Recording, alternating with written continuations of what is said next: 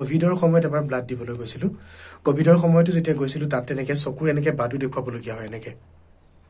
এনেকৈ চাই তেওঁলোকে হিমোগ্লোবিন টেষ্ট কৰিবৰ কাৰণে তেওঁলোকৰ লগত যন্ত্ৰ আছে নে মই নাজানো, কিন্তু মই চাওঁতে দেখিছিলোঁ এটা যন্ত্ৰ আছিলে তাতে HB টেষ্ট এটা ছাইডত আছিলে, কিন্তু তেওঁলোকে এইটো ব্যৱহাৰ কৰা নাই। প্ৰেছাৰটো চেক নকৰে বাহিৰত, কাউন্সেলিং যে কৰে তাতে প্ৰেছাৰ জোকা মেচিনো থৈ দিছে, বাট তাত মানুহ নাই। কেছ কাউণ্টাৰৰ পৰা আকৌ আপোনাক বাহিৰলৈ উলিয়াই দিব। বাহিৰলৈ উলিয়াই দিয়াৰ পিছত আপোনাক নাম কাঢ়ি মাতিব আধা ঘণ্টা 1 ঘণ্টাৰ পিছত, তাৰপিছতহে আপুনি ব্লাড দিবলৈ যাব পাৰিব। নমস্কাৰ, ৰক্তদাতাসকলৰ কাৰণে এতিয়া বিশেষ ভিডিঅ' প্ৰস্তুত কৰিলোঁ। যিহেতু মই ৰেগুলাৰ ব্লাড ডনাৰ হয় আৰু লাষ্ট মই যোৱাকালি ডিব্ৰুগড় স্থিত অসম মেডিকেল কলেজত ব্লাড ডনেট কৰিবলৈ গৈছিলোঁ আমাৰ বিদ্যালয়ৰ অধ্যক্ষ মহোদয়ৰ মাতৃৰ বাবে। আৰু তাতে গৈ যিখিনি অভিজ্ঞতা পালোঁ বা কেনেকৈ যাব লাগিব, আপুনি ব্লাড দিবৰ কাৰণে আপুনি কি ধৰণে প্ৰিপেয়াৰ হৈ যাব লাগিব, সেইটো ক'বৰ কাৰণে মই আচলতে এই ভিডিঅ'টো বনাইছোঁ। তো বিশেষকৈ ৰক্তদাতাসকলে এই ভিডিঅ'টো প্ৰত্যক্ষ কৰিলে ভাল হ'ব।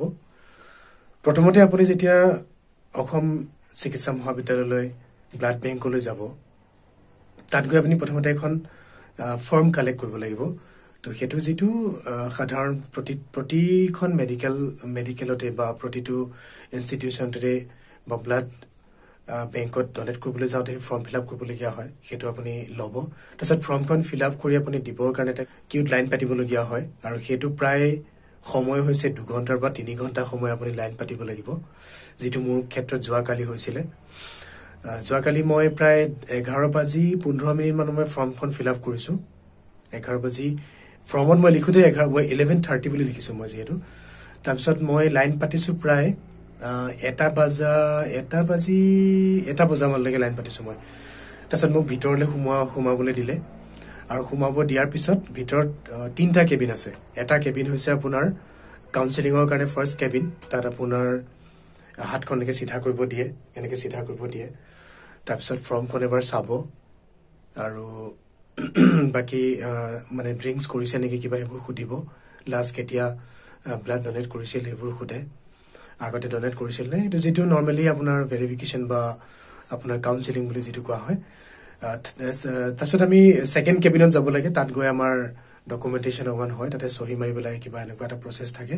তাত ৱেইটটো জোখা হয়, আৰু সেই কেবিনতে আচলতে HB টেষ্ট কৰিব লাগে, হিমোগ্লোবিনটো টেষ্ট কৰিব লাগে, যিটো ডিব্ৰুগড় অসম চিকিৎসা মহাবিদ্যালয়ত নহয়। বিগত মই চাগে কোভিডৰ সময়ত এবাৰ ব্লাড দিবলৈ গৈছিলোঁ। কোভিডৰ সময়তো যেতিয়া গৈছিলোঁ তাত তেনেকৈ চকুৰ এনেকৈ বাদু দেখুৱাবলগীয়া হয়।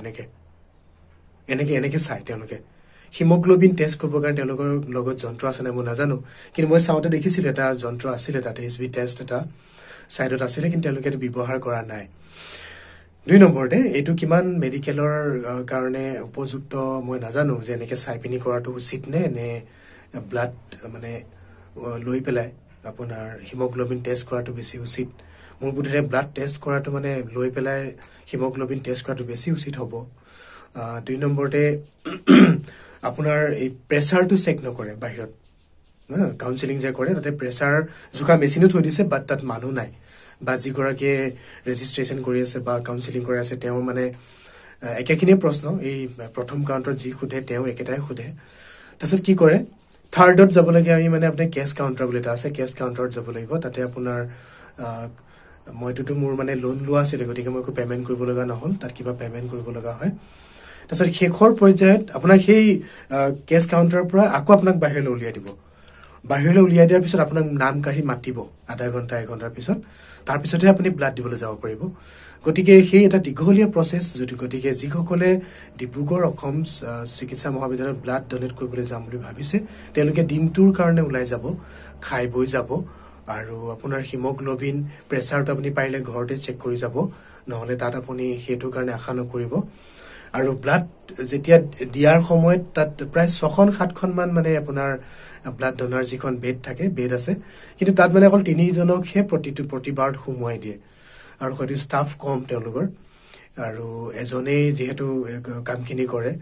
তাৰপিছত কি কৰে, আপোনাৰ এই ব্লাডটো লৈ শেষ কৰাৰ পিছত আপোনাৰ ব্লাডটো মানে দিয়াৰ শেষত মানে কি কৰে, প্ৰতিটো ঠাইতে প্ৰতিটো ব্লাড বেংকত আপোনাৰ ধৰক আপোনাক এটা ORSৰ পেকেট দিয়ে, পানী দিয়ে, বিস্কিট দিয়ে, ইয়াত কি কৰে আপোনাৰ টেবুল এখনত থৈ দিয়ে আপুনি যদি জানিছে আপুনি নিজে পাব নহলে আপোনাক কোনে উপযাচি নিদিয়ে গতিকে মই সেই টেবুলখনত মই যেহেতু ৰেগুলাৰ ব্লাড ডোনেট কৰোঁ মই সেই বস্তুটো সুধিম বুলি ভাবোতে দেখিলো যে টেবুল এখনত পানী বটল এটা আৰু ৰিয়েল ফ্ৰুট জুইচৰ সৰু পেকেট এটা থৈ দিছে আৰু মই নিজে ললো তেওঁ সুধি লৈছে ল'ব পাৰিম নে বুলি মই লগ তাৰপিছত মই ওলাই আহিছো গতিকে সেই এটা দীঘলীয়া প্ৰচেছ আপুনি যদি অসম চিকিৎসা মহাবিদ্যালয়ত ৰক্তদান কৰিবলৈ যায় আপুনি এইখিনি কথা জনাটো উচিত তাৰ অনুপাতত মই যদি কওঁ আমাৰ লখিমপুৰ চিকিৎসা মহাবিদ্যালয়ত কিন্তু তাতকে বহুত ভাল একেবাৰতে আমাৰ 4জন 5জন 6জন লৈকে ব্লাড মানে কালেক্ট কৰে আৰু খুব এটা হাইজেনিক মানে পৰিবেশ এটা প্ৰতিজন পেশেন্টৰ কাৰণে এক্সট্ৰা গ্লোভ ইউজ কৰে তেওঁলোকে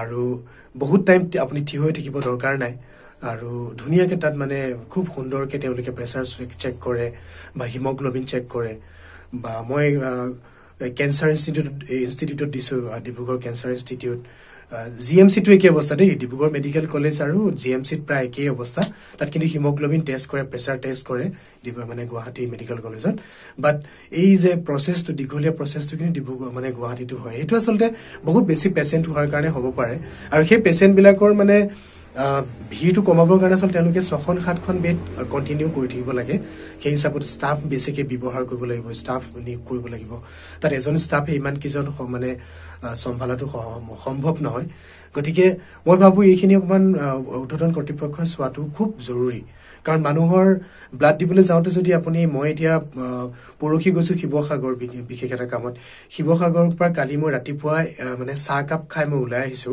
আৰু ডিব্ৰুগড়ত মই প্ৰায় 10:30 বজাত পাইছোহি 10:30 বজাত মই হোটেলত ভাত খাই প্ৰায় মই 11টা বজাত মই মেডিকেল মানে ব্লাড বেংকত পাইছোগে তাৰপিছত মই সেই 1-1:30 লৈকে যে ৰখিব লগা হৈছে সেইখিনি বৰ মানে বিৰক্তিকৰ আৰু যে ব্লাড ডোনাৰ হিচাপত আপুনি ইমান টাইম থিয় হৈ থকাটো এটো উচিত নহয় আচলতে গতিকে সেইখিনি কথাই আছিল আৰু মই শেষত আৰু এটা কথা কওঁ কেন্সাৰ ইনষ্টিটিউট কিন্তু ইমান এটা হাই ক্লাছ কোৱালিটি আপুনি পাব ভাবিব নোৱাৰে আপুনি মানে ইমান এটা হাইজেনিক আৰু ইমান ধুনীয়া আপোনাক মানে কাউন্সেলিং কৰাব আপোনাৰ খুব ব্যৱস্থাবোৰ ভাল হাইজেনিক হয় ব্লাড ডোনেট কৰাৰ পিছত আপোনাক ধুনীয়াকৈ এজনে নি পিনে আপোনাক বহুৱাব চাহ খাই নে কফি খাই আপোনাক সুধিব ORS দিব পানী দিব বিস্কিট দিব বহুত টাইম আপোনাক ৰেষ্ট কৰিবলৈ দিব কথা বাৰ্তা কৰিব ধুনীয়াকৈ আপোনাক এখন সাৰ্টিফিকেট দি তেওঁলোকে পঠাই দিয়ে গতিকে এই বস্তুবিলাক মানে কালি কবলগীয়া কথাখিনিৰ কাৰণে মই আজি এই ভিডিঅটো বনালো গতিকে এইখিনি আছিল ধন্যবাদ